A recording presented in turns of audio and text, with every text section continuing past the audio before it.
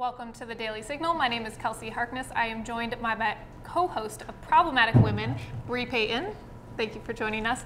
And we are joined by a very special guest today, Kellyanne Conway, Senior Advisor to the President. Thank you for sitting down with us. Such a pleasure to be here. Thank you for having me.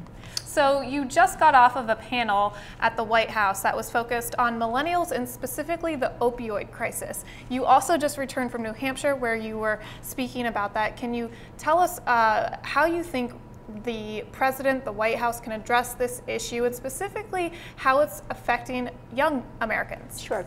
Well, here at the White House, we refer to the opioid crisis and the entire drug demand crisis as the, quote, crisis next door, because no state has been spared, no demographic group remains untouched, and people can no longer say this is someone else's kid, someone else's community, someone else's coworker.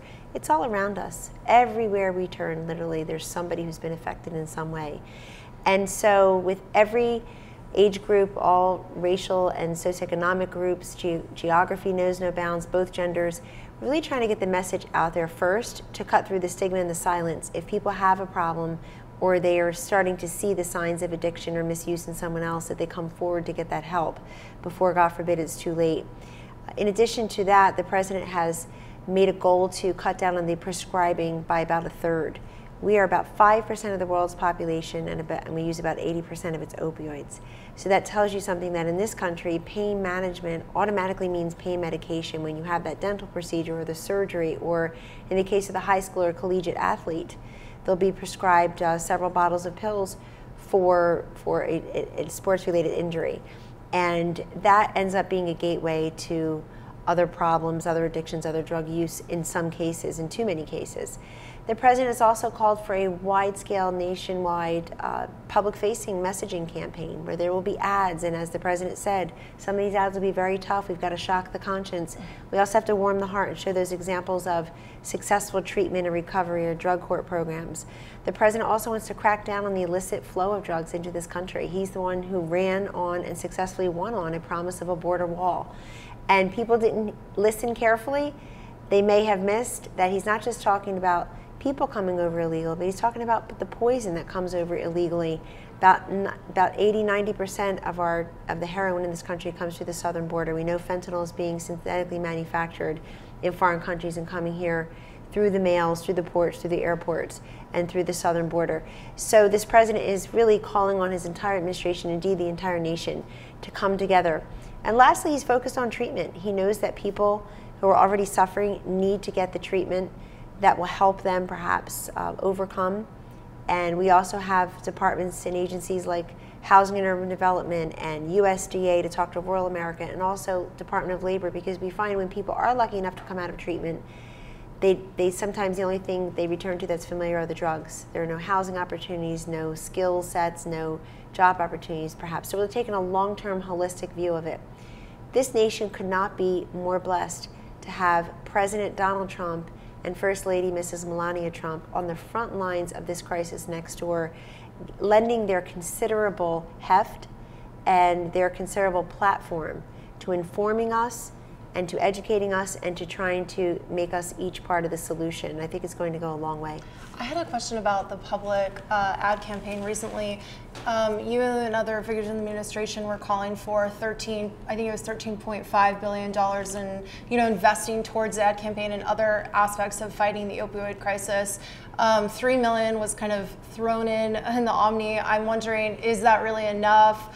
And is money really going to fix the problem? I mean, how is a public ad campaign today going to be different from kind of the tactics that were taken during the Reagan administration? Sure, let me just correct a couple of things. Sure. First of all, in FY18, the short-term budgeting for this year, there's $3 billion for opioids, and then in 2019 there's another $3 billion. The total package exceeds $13 billion when you look at it a couple years out from now. So I just wanted to clarify the numbers. That is not all. In fact, most of it is not for ad campaigns. It will go toward interdiction and law enforcement backing the blue. It will also go toward, obviously, prevention education, like you said, the ad campaign, and other prescriber protocols, medical community being better informed. Some medical colleges over the years have never even necessitated as part of the curriculum safe prescribing practices, believe it or not. You have some doctors learning how to perform an abortion, and they'll never be in that situation, nor do they want to be, and yet they have to learn how to do that. And some are not even learning about safe prescriptions. And then, of course, a lot of that money will go to treatment programs, as well it should. So whereas many on the left have been screaming, where's the money, where's the money? Now there's more money than everybody's ever seen committed to a drug crisis of this nature. And we've never had a drug crisis of this nature, by the way. If you look at it statistically, 64,000 Americans died last year alone. Those numbers will probably get worse before they get better. And the sheer increase is almost a vertical line. It is not like this, it's almost a vertical line. The number of Americans who are dying from drug overdoses, particularly fentanyl, which is a synthetic opioid, and is 50 times the lethality of heroin and 100 times the potency to lethality of morphine. So in that case, I should say potency, not lethality. But in that case, the ad campaign is important because of all the information that we are constantly inundated with in this nation. It doesn't include a lot of the finer points about drug addiction, about opioids, about fentanyl, the dangers of what lurks in the medicine cabinet if it was not prescribed for you, if it's somebody else's, even though that tiny bottle has a label that says the family doctor and local pharmacy and mom's name on it or grandmom's name on it, it's not for you, and it's not for you to be using haphazardly and then trying to feed your habit doing something else later on. We've just met too many grieving families who tell that story as the cycle in which it all got started in the medicine cabinet. So you're right, the left has been screaming out, where's the money? We believe that it does take money, but it takes a lot of presidential will, and it takes a great deal of deployment of federal, state, and local together. We also, even though this is the White House, he's the president, she's the first lady, this is the federal government, at the same time, we believe that those closest to the people in need know best how to administer to those needs. So if there's a fantastic faith-based organization, or there is, as we've seen in some jurisdictions and localities, there is a great law enforcement program or a take-back type of program, something that's in the curriculum that's really moving numbers among youth, we are very happy to shine a light on that and to show people this best practice may be appropriate for your jurisdiction and community also. You'll need to decide that. But we feel like that the platform of the federal government, of the White House, of the president is such that he can go out and be a purveyor of that message along with each of us. We still know that the best way to message is peer-to-peer. People will look at you and say, I like you, and you're like me, and that is the best way to do it. Definitely. Shifting gears a little bit, I guess, moving on from a very heavy topic, I think a lot of people are happy to see the administration address this. I think time and time again we see the administration, we see the president, we see yourself being vilified, often these issues being ignored and going with the more sensational news stories.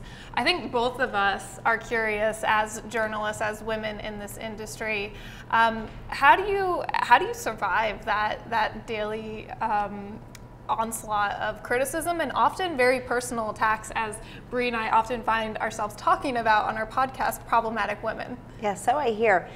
Well, I say that because I turned my notifications off on Twitter over a year ago, and it's life-changing. I recommend everyone to do that. I've been trying to tell people, just do it. I'm not here to read about myself, certainly not here to whine about myself.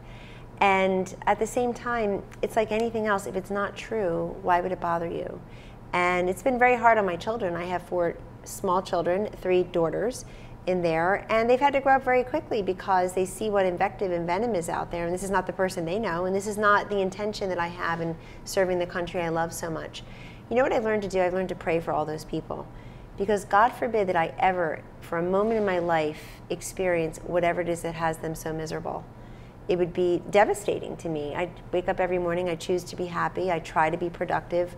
I'm an imperfect person raising imperfect children, working among other imperfect people. But at the same time, if you are committed and you can focus and you can realize that nobody can make you feel badly about yourself without your permission, then it's very clarifying and it's very edifying, frankly. There's also a lot of love out there.